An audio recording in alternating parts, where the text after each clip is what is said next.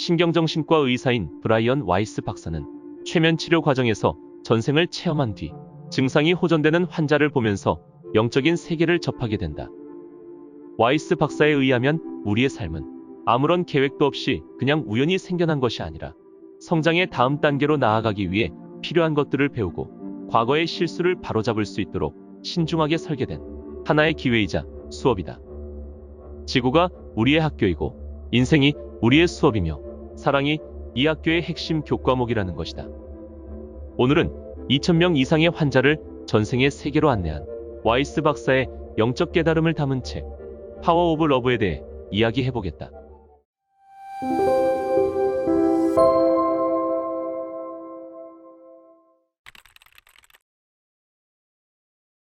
임사체험에 관한 연구에서 거의 항상 공통적으로 발견되는 현상 중 하나는 아름다운 빛을 본다는 점이다. 이는 손상된 뇌에서 발생하는 단순한 화학 작용이 아니라 이승저편의 놀라운 모습이다. 그 놀라운 빛의 곁에는 먼저 세상을 떠난 사랑하는 이들이나 영적 존재가 나타나 조언과 지식을 전해주는 경우도 있다. 집안 어딘가에 숨겨져 있는 유서의 위치 같은 정보를 얻는 사람들도 있다.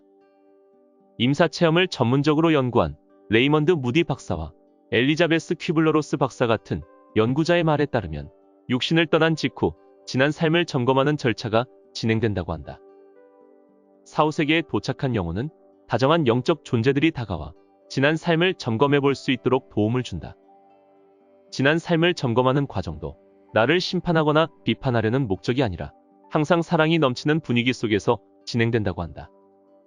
자신이 이승에서 경험했던 모든 인간관계를 다시 체험함으로써 나 자신뿐 아니라 상대방의 감정까지 생생하게 느끼게 되고 이를 통해 매우 심오한 교훈을 얻게 된다. 우리는 태어나기 전에 영적 존재의 도움을 받아 이번 삶에 대한 계획을 미리 세우고 앞으로 살아가게 될 환경도 정한다. 와이스 박사의 최면요법에 의하면 영혼은 임신이 이루어질 무렵에 자신이 다음번 생을 살게 될 몸을 예약하는 것으로 보인다. 다른 영혼이 그 몸에 오기 전에 미리 예약하는 것이다. 대다수의 경우 현생의 부모는 전생에서도 우리와 인연을 맺은 영혼이다. 이렇게 미리 계획한 대로 삶이 펼쳐지는 것을 운명이라고도 한다. 전에 겪어본 것 같은 상황이나 가본 적이 있는 것 같은 장소처럼 익숙하게 느껴지는 데자뷰는 이번 생이 오기 전에 계획했던 일들이 떠오르면서 물리적인 세상에서 현실화된 것이다. 우리는 모두 자신의 삶을 미리 계획하지만 동시에 자유의지라는 것도 가지고 있다. 자유의지의 영향을 받기는 해도 미리 계획한 운명으로 이끄는 주요 사건은 나타나기 마련이다. 카르마는 영혼에게 벌을 주기 위해서가 아니라 교훈을 주기 위해 존재하는 것임을 기억해야 한다. 다음 생에서 특정 인종 또는 종교인으로 환생하는 가장 확실한 방법은 그 인종이나 종교에 대해 편견을 갖는 것이다. 특정 집단을 증오하면 다음번 생에서 그 집단으로 환생하는 특급 열차를 타는 것이나 마찬가지다. 보다 빨리 영적으로 성장하기 위해 스스로 어려운 삶을 선택하는 영혼들도 있다. 어려운 삶은 벌이 아니라 성장할 수 있는 기회라는 얘기다. 우리는 배우기 위해 이 세상에 온 것이지 고통스러워하기 위해 온 것이 아니다. 인간관계는 살아있는 실험실과도 같다. 우리가 영적으로 얼마나 성장했는지, 삶의 교훈을 제대로 얻었는지, 환생 전에 계획한 삶의 목표에 어느 정도 근접했는지 알아보는 실기시험 같은 것이다. 여러 가지 인간관계는 우리에게 다양한 감정을 일으킨다. 그리고 우리는 이에 반응한다. 한쪽 뺨을 맞았을 때 폭력으로 맞서는가? 사랑과 연민으로 타인에게 손을 내밀 줄 아는가? 행복은 내면에서 비롯되는 것이다. 물질이나 타인을 통해 나타나는 것이 아니다.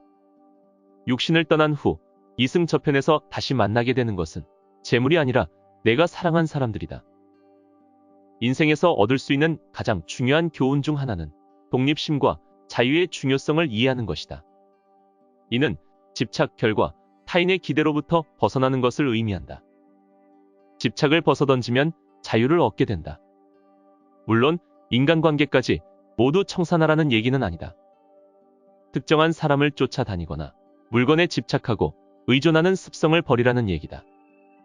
자신의 카르마를 풀기 위해 수동적으로 타인이 가하는 악행의 피해자가 되어야 할 필요도 없다. 타인을 학대하거나 해치는 것은 가해자가 선택한 일이거나 또는 그의 자유의지에서 비롯된 것이다. 어느 누구도 학대를 당해야 할 마땅한 이유는 없다. 궁극의 답은 다름 아닌 사랑이다. 우리는 이 에너지를 창조할 수 있고 우리 안에 간직할 수 있다. 그저 사랑하기만 하면 된다. 사랑함으로써 내 안의 신을 만날 수 있다. 지구만이 유일한 세상은 아니다. 우주의 여러 차원에 걸쳐 많은 영혼이 각자의 삶을 살고 있다. 다양한 차원이라는 것은 다른 행성계와 은하계에 국한되는 것이 아니라 다른 에너지 형태까지도 포함하는 것이다. 천국도 이곳과는 다른 차원이라 할 수 있다. 그곳에 가기 위해서는 3차원의 의식을 초월하는 에너지 변환이 요구된다. 깨달음의 수준이 높아질수록 우리는 한 걸음씩 상위 차원으로 이동해 간다. 어찌 보면 우리 모두는 외계인이라고 할 수도 있다. 우리 모두 지구가 아닌 다른 곳에서 삶을 시작했기 때문이다. 전보다 더 많은 영혼이 지구를 찾는 이유는 영혼을 위한 수많은 학교들 중에서도 지구가 가장 인기가 좋기 때문이다. 우리 모두는 선생이자 학생이며 우리가 가진 지식을 서로 공유해야 한다. 영적 스승들은 우리에게 도움을 줄 수도 있고 우리가 통과해야 할 문을 알려줄 수도 있다. 하지만 그 문을 실제로 통과하는 것은 우리가 해야 할 일이다. 천국이라는 것은 우리 안에 존재하는 것이고 모든 기쁨과 행복도 우리 안에서 비롯되는 것이기 때문이다. 우리가 어느 정도 예정된 길을 따라 삶을 살아가는 것은 사실이지만 나의 행동을 운명의 탓으로 돌릴 수는 없다. 부정적이고 해로운 행동을 한 것에 대해 우리 스스로 전적으로 책임져야 하듯이 긍정적이고 사랑을 기반으로 한 행동에 대해서도 스스로가 책임져야 한다. 가슴은 행복과 내면의 평화로 가는 길을 이미 알고 있다. 해결책은 간단하다. 내가 왜 이 세상에 태어났는지 기억하면 된다. 잊었던 기억을 되살리는 방법 중 하나가 바로 명상이다. 잡념을 통해서는 우주적인 영감을 얻을 수 없다. 산스크리트 단어를 사용해도 된다. 이를 만트라라고 한다. 이 세상에는 오로지 하나의 종교가 존재하며 그 종교의 실체는 사랑이다. 모든 것을 초월하는 존재가 있어 이 세상이 있게 된 것이다. 그가 바로 아버지이자 창조주이다.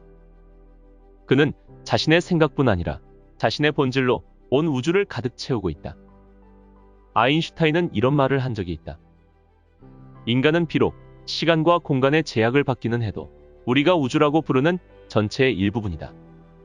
그런데도 우리는 우리의 생각과 감정, 그리고 자아가 전체로부터 분리되어 있다고 생각한다. 이것은 의식이 일으키는 착시현상이다. 이러한 착각 때문에 우리는 개인적 욕망에 집착하고 가까운 사람들에게만 애정을 쏟는다. 우리는 이 감옥에서 벗어나야 한다. 더 많은 사람들과 사랑을 나누고 자연의 모든 생명체를 껴안는 것이야말로 이 감옥으로부터 우리를 꺼내줄 열쇠이다. 모든 종교가 사랑을 이야기하며 우리 모두를 하나로 합쳐주는 것도 바로 사랑이다. 우리가 이 행성에서 살아가는 동안 달성해야 할 핵심 목표 가운데 두 가지는 구원과 내면의 평화다. 여기서 말하는 구원이란 자유를 의미한다. 구원이란 실천과 은총을 통해 카르마를 극복함을 의미한다. 우리가 구원받았을 때 비로소 영혼의 목적을 되찾은 것이라 할 수 있다.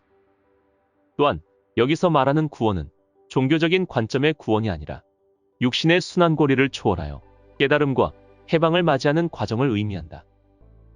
해방이라는 목표 지점에 도달한 영혼은 구원의 길을 걷고 있는 다른 영혼들을 이끌어주기 위해 육신을 가지고 다시 태어나는 선택을 할 수도 있다. 우리의 마음이 사랑으로 넘치고 이 넘치는 사랑이 타인에게 전파되는 것, 이것이 바로 구원의 과정이다. 사랑을 베풀면서 카르마의 빚을 갚고 청산하는 것이다. 그렇게 함으로써 궁극의 사랑인 신의 품으로 돌아갈 수 있다. 너무나 오랜 세월 동안 인류는 신과 종교를 왜곡하고 의도적으로 조작해왔다. 신의 이름을 내세워 헤아릴 수 없을 정도로 많은 전쟁과 학살을 저질렀다. 다양한 종교의 재래의식과 전통이라는 표면을 걷어내고 나면 모두 똑같은 사상과 개념을 가르치고 있다는 사실을 알 수 있다. 종교들은 서로 공통점이 훨씬 더 많은데 왜 차이점에만 집착하는 것일까? 바로 우리가 알고 있던 것들을 망각했기 때문이다. 남에게 보이는 이미지에 집착하느라 자신의 영적인 측면을 잊어버린 것이다. 신의 빛은 사람을 차별하지 않는다. 우리가 간직한 빛도 사람을 차별해선 안 된다. 하나의 길, 하나의 종교, 하나의 사상이 있는 게 아니라 단 하나의 빛만 있는 것이다. 신은 평화이자 사랑이다. 우리는 신의 형상대로 창조되었기에 우리의 가슴 속에는 신이 깃들어 있다. 우리를 갈라놓고 있는 철책이 무너지면 모든 꽃들이 지구라 불리는 아름다운 에덴 동산에서 함께 꽃을 피울 수 있을 것이다.